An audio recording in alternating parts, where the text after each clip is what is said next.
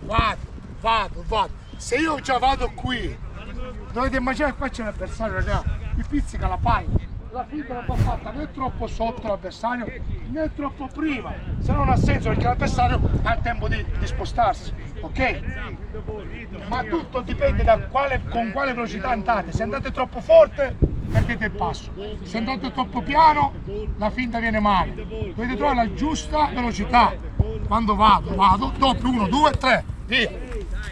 Ma devo uscire dall'avversario, da questo spazio qui, devo uscire fuori, se no mi becca. Chiaro? Go, via, vieni, ora, troppo vicino, ora, troppo vicino. Allungo un po' la Ora, bravo, di più, sposta di più. Dai, partite dal fatto che avete più spazio. Bravo, questo è lo spazio. Vai, vieni, ora. Con l'esterno, destro, sinistro, destro, troppo vicino. Andiamo raga, bravo, sposto di più. Left, right, left.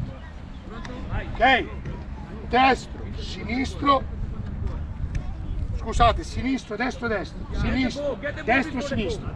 Ok? Ma quando fate la finta non c'è bisogno di fare questo, perché perdete tempo.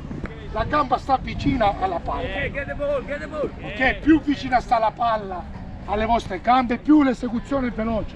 Più fate questo, più perdete tempo. Vicino, 1, 2, 3. Okay? Sinistro, destro, sinistro. Andiamo, play, go.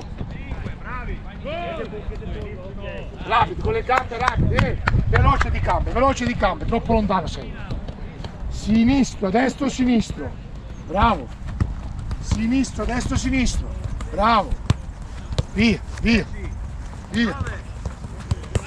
Tutti possiamo fare le finte, ma il problema è farla con la velocità giusta.